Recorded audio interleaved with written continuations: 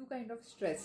दो टाइप का स्ट्रेस होता है जो इम्बैलेंस क्रिएट करता है हमारे माइंड में। तो पहला स्ट्रेस है कि fear of loss of pride, और दूसरा फियर है कि fear of gain of shame.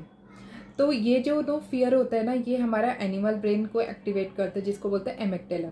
मतलब जब हम जंगल में रहते तो हमको दो फियर होते थे कि एक तो हमारा खाना कोई और ना खा ले, तो हमारा जो एनिमल को हम खाने वाले कोई और हमसे छीन न ले, तो वो fear of loss of pride है। और या फिर कोई प्रीडेटर हमें ना खा जाए, तो वो क्या है, fear of gain of shame.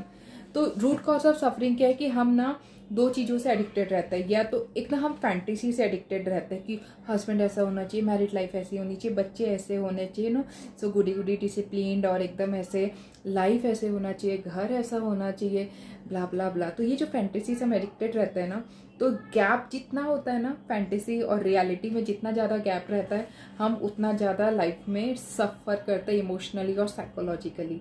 तो अगर आपको इमोशनली और साइकोलॉजी, इसको बोलते हैं fear of loss of pride. तो जितना हमारा गैप कम करेंगे ना हम रियलिटी और अपने फैंटेसी वर्ल्ड से, और एडिक्शन जितना हम अपने फैंटेसी से कम करेंगे, उतना हमारा क्या होगा कि हम रियलिटी में ज़्यादा आएंगे और अपना जो fear of loss of pride कम होगा। और जो दूसरी बात क्या है कि फियर, हम एक नाइटमेयर को इमेजिन करते हैं। मान लो कोई अपने स्पाउस से दूर रहना चाहता है, अवॉइड करना चाहता है, जो सिचुएशन हमें शेम और गिल्ट ट्रिगर करती है। कोई भी इंसान हमारे फैमिली में या कोई भी सिचुएशन, हम उनसे भागना चाहते हैं, अवॉइड करना चाहते हैं उनको, तो ये fear of gain of shame होता है। तो इससे क्या होता है ना कि हम और ज़्यादा ऐसे सिचुएशन को अट्रैक्ट करते हैं। इसको हमें लगता है कोई प्रेडेटर आके हमको खा जाएगा। इमेजिन कि कोई एनिमल आपका गला दबा रखा है। तो ये जो दूसरा वाला फियर है ना, ये दूसरा वाला फियर है basically fear of obtaining, fear of obtaining unobtainable है फैंटेसी वाला फियर, और fear of losing, fear of avoiding unavoidable, ये है हमारा दूसरा वाला फियर, जो गिल्ट और शेम क्रिएट करता है हमारे अंदर किसी भी इंसानी सिचुएशन की वजह से। तो ये दोनों हमारा स्ट्रेस क्रिएट करते हैं और हमारा एनिमल ब्रेन एक्टिवेट करते हैं, जिसको बोलते हैं एमिग्डाला। तो अगर हमें अपना थ्राइविंग ब्रेन एक्टिवेट करना है, हमें रिस्पॉन्स से रिएक्टिव मोड में जाना है, हमें इम्पल्सिव से मैच्योर्ड बनना है, तो हमें दोनों सिचुएशन का फ़ायदा नुकसान दोनों देखना होगा, क्योंकि हर सिचुएशन का फ़ायदा और नुकसान दोनों होता है।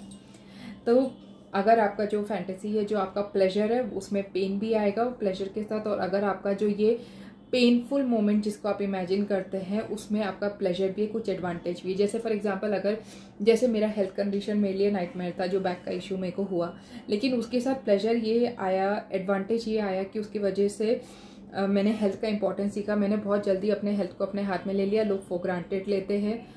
और जैसे कुछ प्लेजर आया, मान लो मेरे को अचानक से सक्सेस मिल गया, बहुत सारे सेल्स कॉल हुए, बहुत सारे पैसे कमा लिए, तो मेरे अंदर एक प्राइड आ गया, जिसकी वजह से मैं फेल होना शुरू हो गई। तो मुझे बहुत कुछ सीखने को मिला। तो हर चीज़ का प्लेजर, हर सिचुएशन को जब हम दोनों एंगल से देखेंगे ना, कि इस सिचुएशन का मेरे को फ़ायदा क्या, नुकसान क्या है, और इस इंसान से मेरे को फ़ायदा क्या, नुकसान क्या है, जब हम दोनों एंगल को एक्सेप्ट करेंगे, दोनों एंगल को देखेंगे, तब हम इमेच्योर से मैच्योर थिंकिंग में जाएंगे, और हमारा सफरिंग से हम एक लाइफ में बैलेंस अप्रोच सीखेंगे, और हम एक बेटर क्वालिटी ऑफ लाइफ जी पाएंगे। Thank you, bye bye.